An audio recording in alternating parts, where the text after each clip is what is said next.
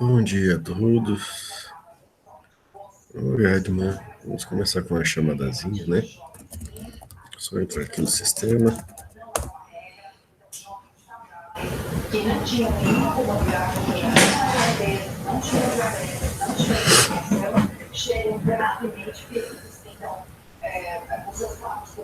Ok, eu espero também que vocês tenham notado que ontem eu atualizei os vídeos na playlist, né?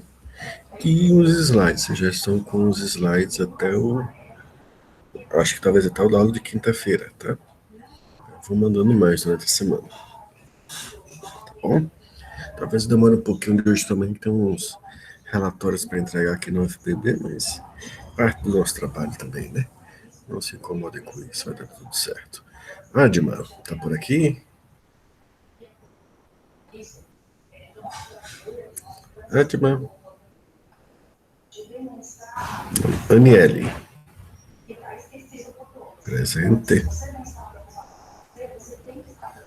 Elielton, Irla. Adma tá aqui também, tá certo. Deixa eu botar presente em Adma.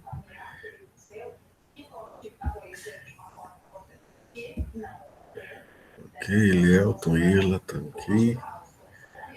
Jean, João Anderson. Tô aqui. Quem disse estou aqui? Foi Jean ou João Anderson? João Anderson. João Anderson, tá bom. Isso. Ok, acordou há pouco, né? Jean tá aqui também. João Heitor, Ravi que foi pro dentista, não é isso? Ou eu tô confundindo? Gente. Marta, já tô botando presença. Desculpas. Tem esse aqui até. Tô aqui. Pedro Henrique, Vinícius.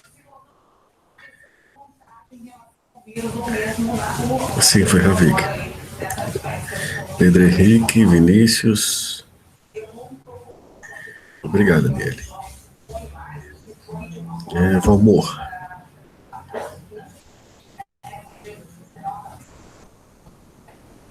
Valmor?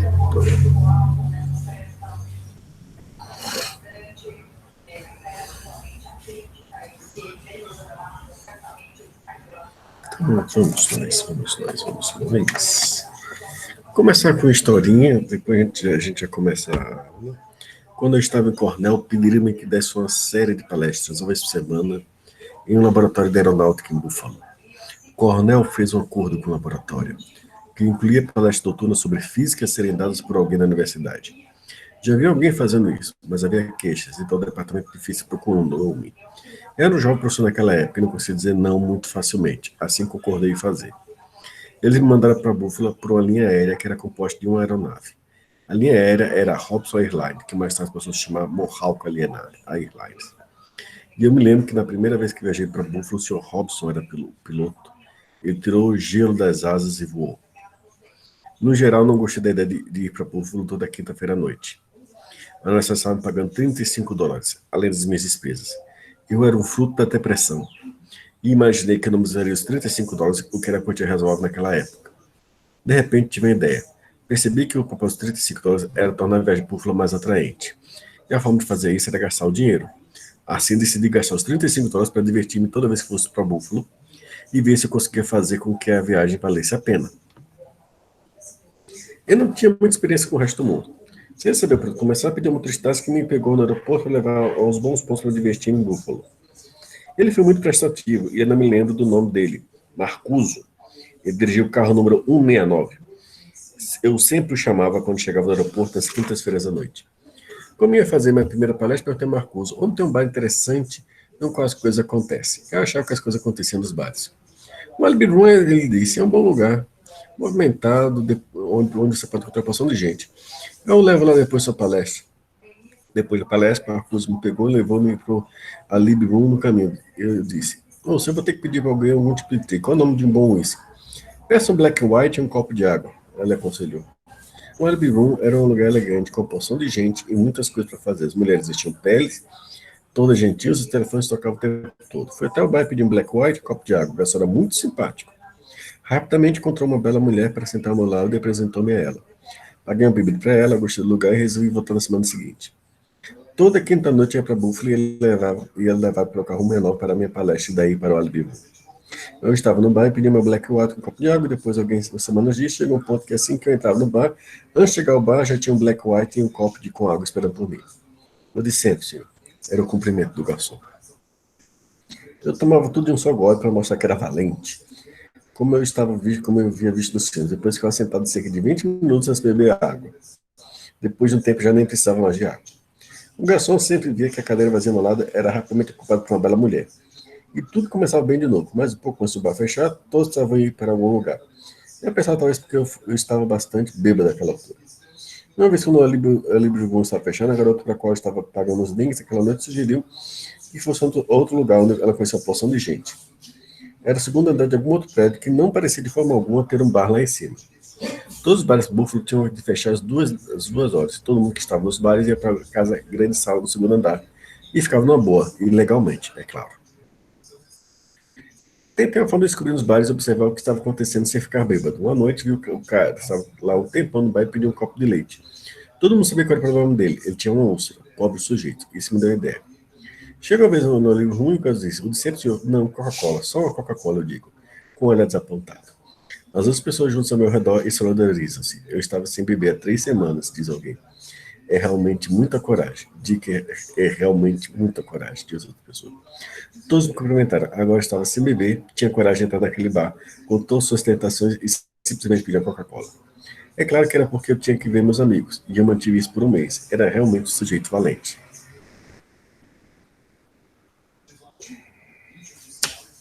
Uma vez eu estava no banheiro masculino do bar e tinha um cara no mictório. Ele estava um pouco bêbado e disse para mim em voz baixa, eu não gosto da sua cara. Acho que vou bater nela. Eu estava verde de medo, respondi em voz baixa. Sai da minha frente, ou eu vou mijar em você. Ele disse mais alguma coisa e percebi que estávamos perto da briga. Eu nunca tinha brigado. Eu não sabia exatamente o que fazer e estava com medo de machucar. Pensei em uma coisa, afastei-me da parede, porque percebi que se ele me batesse, eu também poderia bater nele pelas costas. Então senti como se o meu olho estivesse sendo triturado. Não machucou muito, só sei que daí a pouco eu estava batendo no patife de volta automaticamente. Para mim foi impressionante descobrir que eu não precisava pensar. Entre aspas, máquina sabia o que fazer. Ok, está bom. Tá afim de continuar? O outro cara deu as costas a sair. Teríamos nos matado se o outro cara fosse tão idiota quanto eu.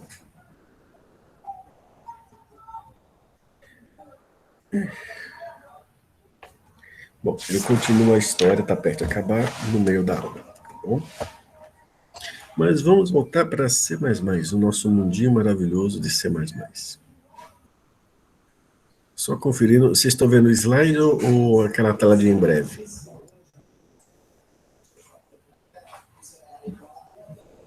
A tela de em breve, professor.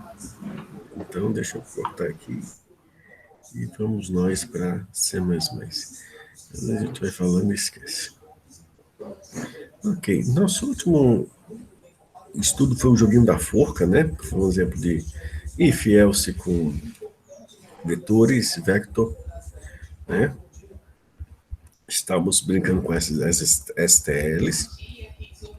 Tá? Eu estou começando a preencher o celular para esse fim de semana, eu devo atualizar os exercícios de vocês, mas vocês vão fazer esse joguinho da forca também, não se preocupa não. Então, a gente vai agora trabalhar com funções em C++, ainda no paradigma, a gente não está ainda no orientado a objeto, está fazendo um estruturado, tá? Então, deixa eu ajeitar aqui o zoom, que eu estava com o zoom para esse do código. Acho que assim fica melhor, né? Ok. Já faz mais de meio século, graças a Deus, que ninguém escreve um grande programa em uma única função. Por quê? Dá um erro num canto, lascou tudo, mudou um trechinho, lascou tudo. A gente compartimentiza nossos códigos em pequenas unidades que a gente chama de funções. Por quê? Porque se algo der errado, a gente procura a função que pode ter causado aquele erro. Então os erros ficam mais localizados, mais fáceis de rastrear. Né? Todo mundo aprendeu sobre isso, né? Então vamos lá. Deixa eu postar aqui logo o nosso códigozinho no TextLive. TextLive não, Sublime Text. TextLive eu estava trabalhando no fim de semana. Tô misturando tudo aqui já. Perdoe-me. Perdoe-me e perdoe.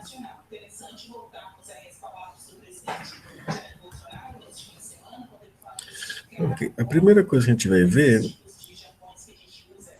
é algo que vocês não veem de maneira nenhuma em Java, que é o conceito de protótipo. O que quer dizer um protótipo? Vocês vão... Chegou aí a tela?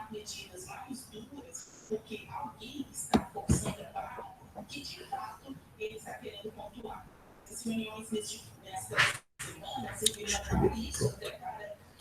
Então, o que acontece? Vocês estão vendo aqui na linha 9, eu vou destacar aqui para vocês, estão vendo a linha 9 aqui, tá? Void Instructions.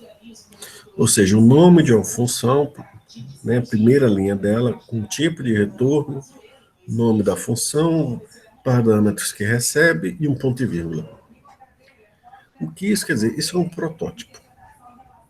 Isso quer dizer o seguinte, eu vou ter uma função chamada instructions, o tipo dela é void, e ela não recebe nenhum parâmetro. Tá certo? A partir do momento que eu declaro isso aqui, depois a função eu posso escrever em qualquer parte do código que vai ser vista. Tá bom? Então, quando eu escrevo isso aqui, void instructions aqui embaixo, aí tem dois CAs. Tá certo? E a main sabe que a instruction existe porque existe o protótipo. Se eu não tiver esse protótipo, a main não vai saber que existe a função instructions. Ela só vai saber o que foi declarado antes dela ser declarada. Isso é válido para tudo em C++. Se você não declarar o protótipo de uma função, aí você vai usar uma função que utiliza ela, e ela foi definida abaixo de onde você está usando ela, o compilador não vai encontrar. Né? Tanto é que eu vou dar um exemplo disso no terminal.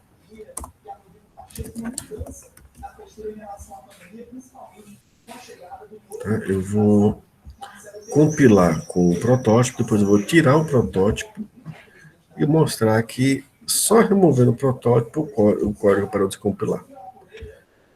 Certo?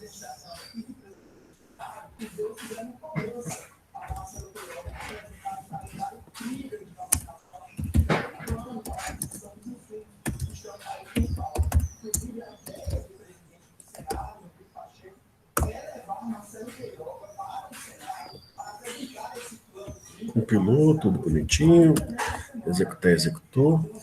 Agora eu vou no Sublime e eu vou comentar a lista do Void Instructions e vou te mostrar usando cards, tá?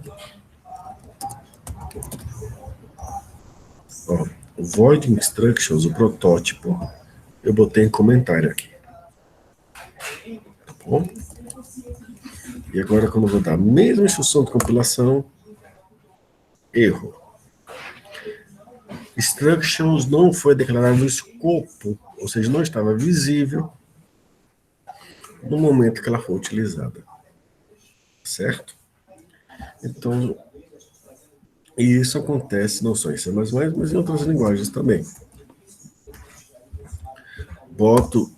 Tiro o comentário. Opa.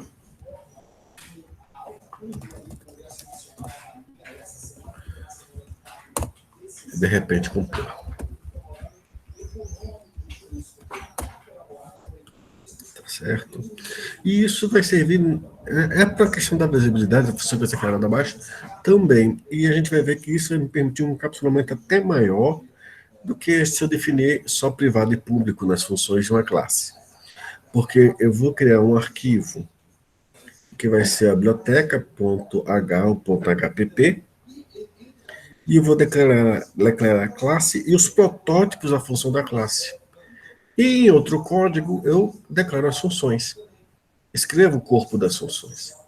Isso vai me permitir, então, compilar as funções, gerar um ponto O, mas a pessoa recebe a biblioteca e ter noção das funções que estão ali dentro. E se estiver tudo muito bem documentado, ele pode trabalhar com elas. Tá certo? E isso acaba sendo mais sólido do que, às vezes, você declarar privado e público. Tá bom? Em algumas linguagens, como o caso de C, só C, não C++, é assim que é feito o encapsulamento. Em C, tudo é público, né? Então, o que acontece? Para você encapsular o dado, você separa um arquivo que tem um protótipo e o arquivo que tem implementação. Ele só recebe o código objeto da implementação e recebe o arquivo com os cabeçalhos. E aí ele não consegue alterar o código, certo? Das funções que manipulam aqueles objetos. Tá bom? Se ele quiser fazer isso, ele vai ter que declarar suas próprias funções, assumir responsabilidade por isso, e assim o encapsulamento é respeitado, porque essa é a principal função do encapsulamento. Tá? É impedir que alguém mexa nas funções que você criou. Tá? Essa é a principal função. Quando a gente faz isso, associando essas funções aos dados que ela manipulam, ainda é melhor, porque aí ninguém interfere na sua modelagem de mundo. Se a pessoa quiser interferir na sua modelagem de mundo, ela que assume os riscos dela, sem danificar o seu código. Tá bom? Essa parte sem danificar o seu código é primordial aí. Tá? Vamos voltar para os slides.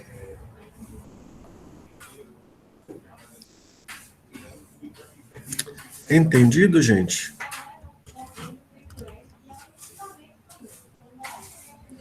Tranquilo, né?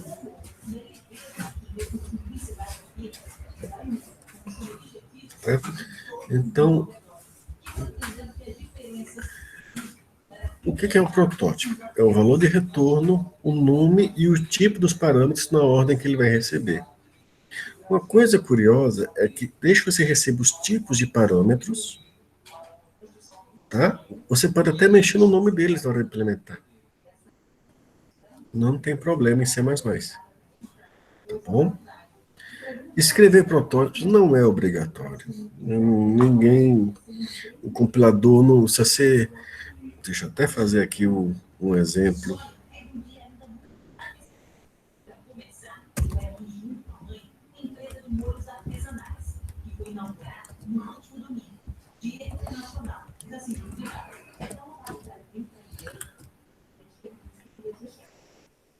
Vamos lá para o Sublime. Passei o fim de semana editando o texto do Sublime.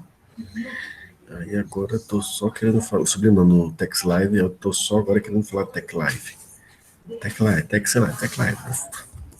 Perdoem qualquer gafa aqui, confusão de nomes. Bom, chegou aí o material, então vamos ver o que acontece. Eu comentei o protótipo, mas agora eu declarei a função antes dela ser utilizada, antes de qualquer uso dela. Então, nesse momento, ela é visível. Então, se eu for compilar, isso vai executar sem nenhum problema.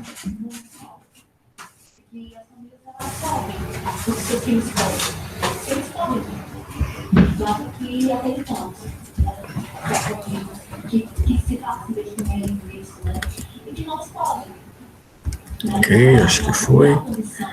Compilando. Compilou sem problema e foi. No entanto, ficar fazendo isso não é uma boa prática. Tá? Danifica mais ainda. Deixa mais frágil o encapsulamento. E quando nós definimos estruturas ou classes, essa fragilidade se faz sentir. Sem falar que é chato, você está o tempo todo aqui reorganizando o seu código, porque você botou uma chamada antes da declaração da função. É muito melhor, né, declarar os protótipos e então seguir trabalhando. Tá bom? Isso facilita a vida. Tá certo? E para juntar um código que você separou em protótipos e objeto. O protótipo você salva no ponto H ou no HPP, e o código objeto você vai num ponto CPP mesmo, e inclui o ponto H. Quando você compilar, aí você vai ter um ponto O. Esse arquivo, ponto O, você pode mandar junto com o ponto H e a pessoa vai ter a biblioteca funcionando. Tá bom? Então, tudo fica bem, tudo de boinha. E observação é assim que se faz em C encapsulamento. Então, encapsulamento não é apenas privado e público, há mais de uma maneira de fazer. Uma delas é mandar o código objeto, ou seja, separar. Essa parte de protótipo é chamada também de interface, ou tá certo? Repetir o que? Essa questão é o seguinte: você cria um arquivo .h só com os protótipos e a definição dos tipos de dados. E você cria um arquivo CPP que vai incluir esse .h. Tá bom? A gente vai ver isso com mais detalhes um pouco mais para frente, Guilherme. Tá certo? Quando você compila esse ponto CPP, ele não vai ter uma main. Ele só vai ter funções. Então vai gerar um arquivo .o. Tá certo? O arquivo .o é objeto, né? Um arquivo de objetos. Aí você vai passar essa biblioteca para alguém. Você passa a biblioteca que você fez, .h, .hpp, como se tiver salvado, e manda o .o. E aí, na hora de compilar, ele vai conseguir juntar essa biblioteca com o código dele e vai compilar tranquilamente. Tá certo? Tá bom? Essa parte em que você junta vários arquivos, eu não sei se vocês viram isso em arquitetura ou introdução ao computador, né? As etapas do processo de você gerar um programa, né? Você digita o programa, aí você vai compilar ou interpretar, né? Mas no caso da compilação, a compilação você traduz o código para a linguagem de máquina, tá? Só que quando você faz isso, antes de fazer o executável, você tem que juntar as bibliotecas, tá bom? Aí isso é a parte chamada de link edição. Então é a parte em que seu código é juntado com o código das bibliotecas, tá bom? Aí quando ele se junta a isso e cria o executável, tá bom? Aí quando você dá os cliques nele para executar o código, ou chama ele via linha de comando, o sistema operacional carrega ele na memória principal e começa a execução. Então, até que ele seja encerrado. Isso aí acho que faz algumas décadas que eu vi isso, me perdoem, mas acho que é o ciclo de vida de um software, não é isso?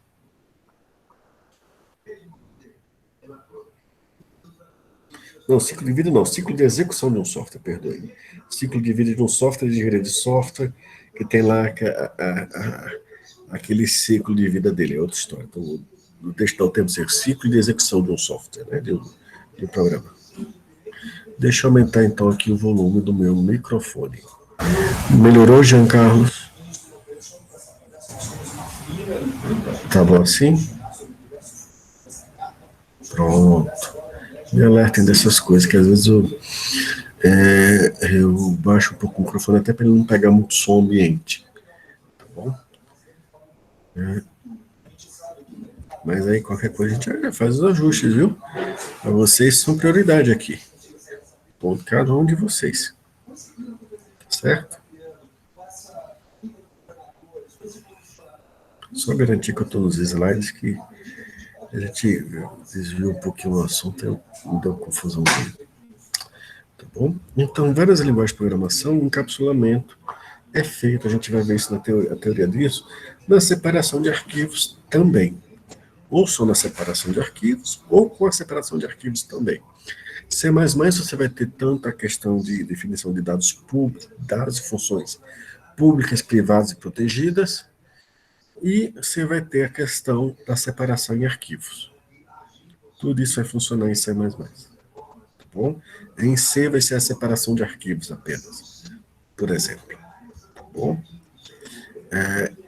Em Java você tem também uma questão parecida, né? Você compila o código, ele gera um ponto class e você pode mandar só o ponto class para executar, ou para ser ajuntada à biblioteca que ele vai utilizar, e você pode fazer o ponto .jar para executar. Tá? Então, tem uma separação de arquivos, mas é diferente, né? Porque Java pede que você defina tudo relativo à classe no único arquivo. E em C++ não, você pode separar, normalmente a gente separa a definição da classe, ou seja, os dados internos da classe, mais os protótipos das funções, da implementação das funções. Tá certo? Então a gente só deixa no arquivo só, na única biblioteca, se for tudo muito pequeno. Por que a gente faz isso? Porque normalmente o ponto H a gente envia para a pessoa trabalhar, enquanto que o corpo, o que constitui as funções, o corpo delas, a gente não deixa disponível para outra pessoa editar. Tá bom? Tranquilos, Irla, Marta, Jean. Então vamos seguir. Obrigado, Daniele.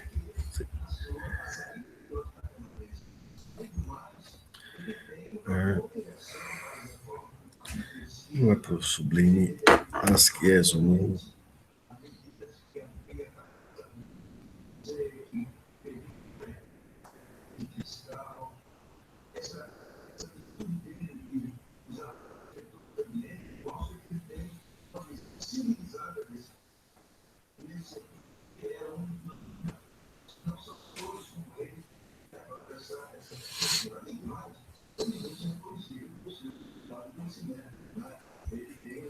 Ok, tá chegando aqui a tela para vocês, né? Essa é o código do yes ou no. Agora eu tenho duas funções, não é isso? Uma ASCII yes número 1 e a ASCII yes número 2. Eu não sei como elas são no primeiro momento, mas na linha 9 e 10 eu já estou dizendo que elas existem. E eu estou dizendo que a ASCII yes número 2 recebe um string como parâmetro. Tá bom? Aí o que acontece aqui? Chance 1, ASCII questão pergunta número 1. Imprime obrigado por responder, imprime a resposta. Answer 2 usa a função ASCII yes número 2, que recebe a string da pergunta. E aí ele imprime a resposta. Tá bom? E observe, ASCII yes tem é um loop do while, por favor, entre y não. Lê a resposta, se a resposta não for y ou não, ele continua no laço. Mesma coisa ASCII 2, só que a ASCII 2, a pergunta que é feita é aquela que ela recebe por string. E aí ela retorna a resposta. Tá bom? Lucas Josino, como é que nós estamos um ano depois que a pandemia começou e ainda falta acontecer? Você está desde março todos os dias percorrendo hospitais, como na casa das pessoas, dá para dizer que a gente foi bem de surpresa com a situação deles hoje? Chegou o terminal aí? Acho que sim, né? Vamos ver. Pronto.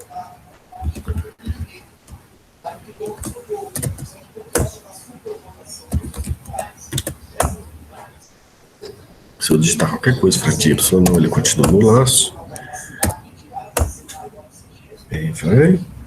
Quer salvar o jogo? Sim. Tá bom? Tudo muito bem, tá? Pronto. E aí, eu vou aproveitar isso aqui para fazer algumas pontuações. Tá? Então, vamos ver aqui. No ASCII yes número 2 tem aqui string question. Tá? Aí tá aqui, igualzinho a mesma linha. Curiosamente, C++ ele não reclama, desde que o tipo, a sequência do tipo dos parâmetros seja a mesma, ele não reclama se alterar o nome. Do parâmetro, da função sim, obviamente. Mas do parâmetro ele não reclama. Tanto é que eu estou compilando aqui. tá?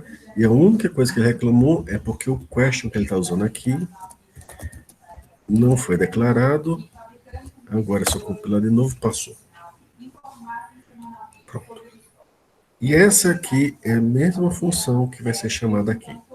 Então, esse protótipo, ele diz o tipo, a sequência de tipo dos parâmetros de entrada. Tá bom?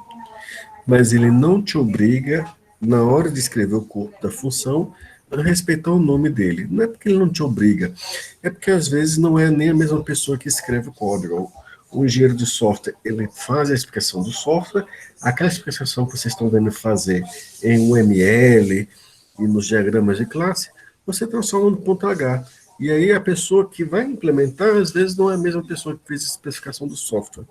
Por isso que os nomes podem ser um pouco diferentes, mas os tipos de dados não. Tá bom? Uma outra coisa é polimorfismo. Né? Olha só o que eu estou fazendo aqui. Vocês estão vendo?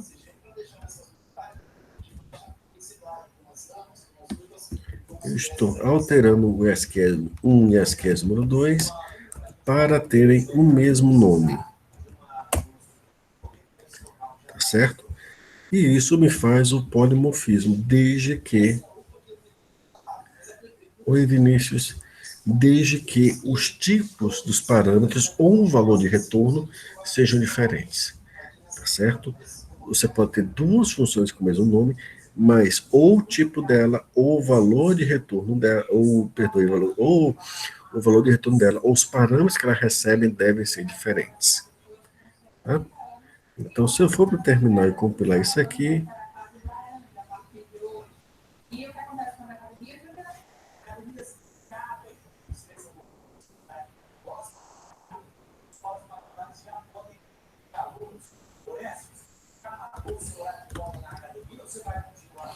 deixa eu dar um clear. Se eu for compilar, ele vai compilar. E ele sabe que função eu estou chamando. Na hora da chamada, ele resolve isso olhando que parâmetro você mandou. Tá certo? Então, polimorfismo, tá bom? Ele existe não necessariamente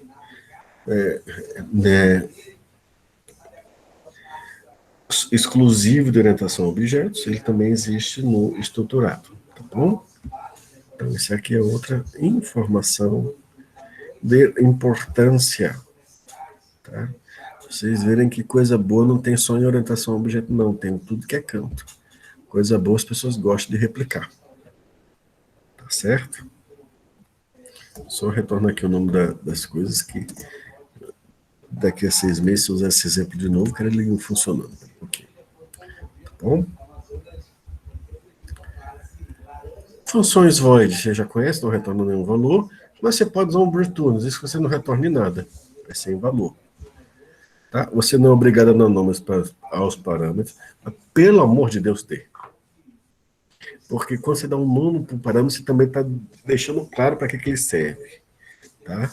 É um ato da mais excelente piedade, da mais excelente misericórdia para você mesmo e para quem for trabalhar no seu código.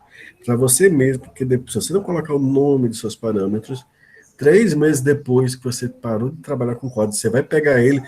Por que você está recebendo string? O que essa string era? Meu Deus do céu, eu não documentei, eu não anotei, pelo menos o nome. E se alguém for trabalhar, aí o nome também já lhe dá uma pista, né? Por isso que os nomes também a gente gosta de nome que dê cientificado. Não, é sério, gente. Se você pegar o código de outra pessoa, a pessoa não tiver escrito esse nome, ou não tiver documentado, escrito um comentário, você fica assim, meu Deus do céu. O que a pessoa estava pensando quando fez isso aqui? Você fica numa guerra de adivinhação. É crueldade, viu? É crueldade. Tá? Tem que ir para um tribunal, nem que seja crueldade com os animais, que todo ser humano também é um ser vivo, né? É crueldade, tá? Você está obrigando a pessoa a ler sua mente.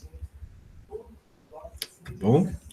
Visibilidade das variáveis está relacionado com a reserva de memória, de espaço da memória para aquela variável.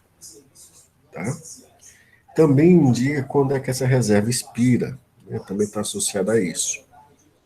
Em C++, o escopo é definido pelo abre e fecha de chaves. Tá? Na observação, você não tem só abre e fecha de chaves quando você cria uma função, quando você dá um if else, quando você dá um for. Mesmo em Java, você pode abrir e fechar chaves só para separar um trecho de código dentro de uma função a mais, né?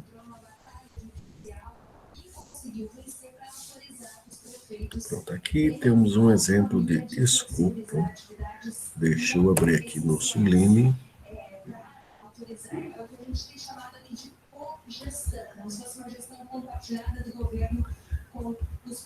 Então, deixa eu compartilhar com vocês para a gente olhar esse código direto. Eu vou dizer que vai depender um pouquinho do SO. Às vezes ele imprime, viu? No passado tinha um problema que ele só trabalhava com ASCII. Hoje ele imprime. Uma coisa que você tem que ver também é se você está guardando um string, a tipo string já trabalha com acento. Mas se você está guardando num char, aí você tem que guardar um tipo de char certo, porque só o char normal, aí deve funcionar. Vamos testar isso aqui. Vamos tirar a dúvida, Ela? Melhor do que eu ficar falando, imaginando, a gente tira a dúvida. Vou até trocar aqui uma variável para um é acentuado, tá bom? Tá bom?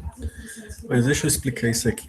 Temos aqui o string, mesma espécie std para ficar digitando std dos pontos direto. Vou ter uma função chamada func.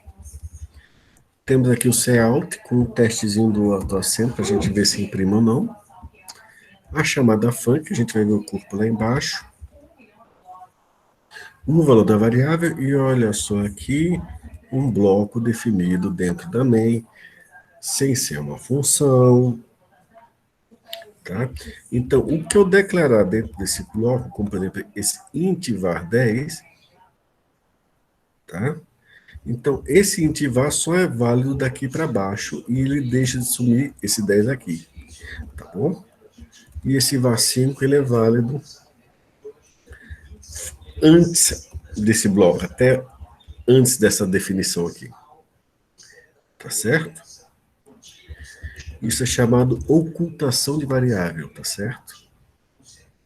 Ou seja, dentro do bloco tem uma variável com o mesmo nome do que fora do bloco, e as duas aparentemente teriam ser visíveis aqui, mas a partir do momento que eu escrevo essa aqui, a de cima deixa de ser visível. Tá bom? Ela não é destruída, ela só não é vista, ela está oculta. Certo? Quando eu sair aqui desse bloco, esse var10 não está mais definido, e aí ele imprime normal. E a func, né, tem uma outra var, que é válida só dentro do bloco dela. Certo? Então, vamos ver, até tirar agora a minha dúvida de quão bem C++ imprime acentos.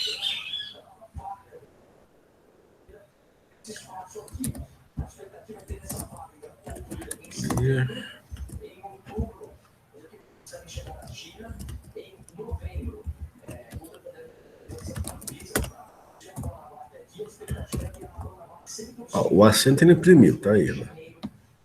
Opa. Eu sei que ele desmarquei e fui para outra tela. O acento ele imprimiu. Tá? Em func, dentro do bloco da func, você tem uma definição de var que é 5. Na main, o var vale 5. Quando se define dentro do novo bloco, antes de definir o novo var, ainda vale 5. Quando eu criei outra variável dentro daquele bloco com um novo escopo, ele vale 10. Tá certo? Observe que eu posso fazer isso porque as duas variáveis estão em escopos distintos. Eu não poderia definir duas variáveis com o mesmo nome exatamente no mesmo escopo. Tá certo? No final da main, o escopo, que aquele bloco que eu delimitei interno dela não existe mais, então o var volta a ser aquele definido no início da main. Deu para entender? E eu vou até fazer uma brincadeirazinha aqui, mostrar que eu não posso, dentro, exatamente no mesmo escopo, definir duas variáveis com o mesmo nome. Eu acho que eu não preciso voltar para o Sublime, porque eu acho que dá para mostrar aqui no CAT. Com o CAT, o que é que eu fiz? As duas varas aqui estão exatamente no mesmo escopo, não tem diferença de escopo entre elas. Então o compilador tem que dar um berro comigo agora. Se ele não der um berro comigo agora, eu vou ficar muito decepcionado. Ó. Tá vendo?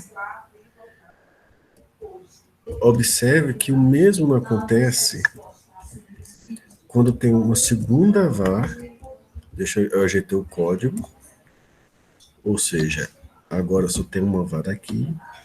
Mas observe, eu tenho duas variáveis var na mesma função main. No entanto, como essa segunda var de valor 10 está num escopo diferente, C++ aceita compilar, porque considera isso como uma outra variável. Ok? Observação. Eu posso estar enganado, mas acho que isso vale também para Java. Certo? Será que vale? Deixa eu fazer um teste aqui. Vamos aqui pro Sublime. Tá? Vamos fazer um teste em Java, essa questão de escopo, porque Java ele puxou tanta coisa de C++ que às vezes eu tenho uma forte suspeita que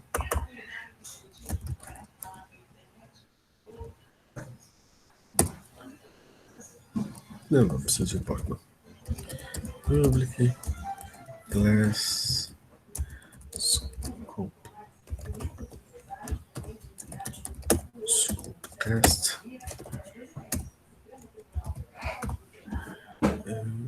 Deixa eu salvar como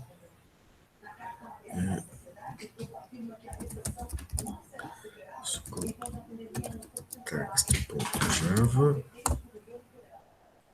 Ok. Public static void main string argv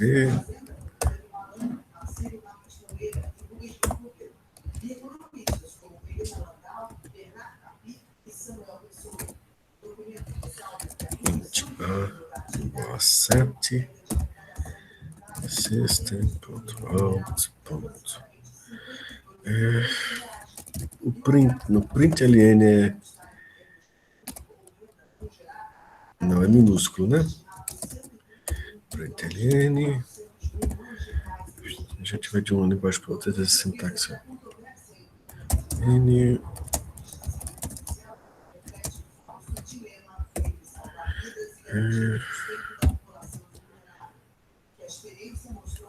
mais A. Deixa eu ver se eu consigo definir esse escopo. Um int a igual a 9 e dar o mesmo print aqui. Tirar os tabs, né? E aqui eu dou um retorno só para encerrar essa linha. Deixa eu ver aqui no termo. Vocês estão, a gente está no Sublime, né? Então deixa eu ver aqui se o terminal compila, eu mostro para você o resultado.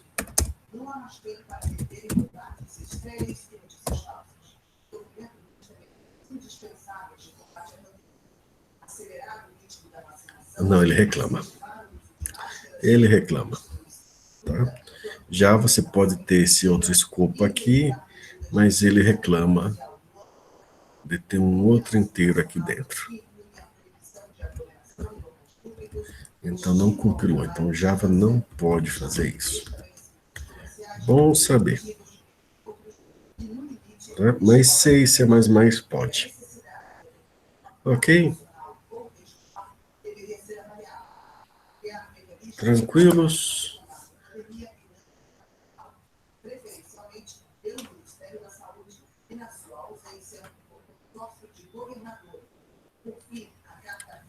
O caminho molhado pela água de agosto brilha como se fosse cortado em lua cheia, em plena claridade da maçã e metade da fruta do outono. Neblina, espaço ao céu, a vaga rede do dia cresce com os frios sonhos, sons e pescados. O vapor das ilhas combate a comarca, palpita o mar sobre a luz do Chile. Tudo se reconcentra como o metal se esconde. As folhas, o inverno, mascara sua estirpe, e só os cegos somos, sem cessar somente sujeitos ao leito sigiloso do movimento. Adeus da viagem do caminho, adeus da natureza, caem as lágrimas.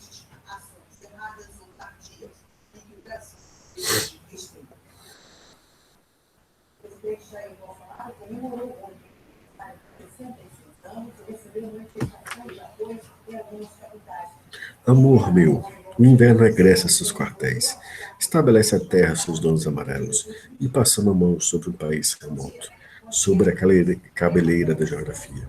Irmos hoje, adiante, rodas, naves, sinos, aviões acerados pelo diurno infinito, para o olor nupcial do arquipélago, por longitudinais farias de usufruto. Vamos, levanta-te, endiadema-te, e sobe e desce, corre, trina com ar e comigo. Vamos aos trens da Arábia ou Tocopilha, sem mais transmigrar para o pólen longínquo, a povoados lacinantes de farrapos e gardênias, governados por pobres monarcas sem sapatos. Uma pausazinha de 10 minutinhos, a gente volta às 9h06, tá certo? E continuamos, tá bom? É hora da nossa pausa. Ok, meus amigos? Até breve. 10 minutinhos, tá?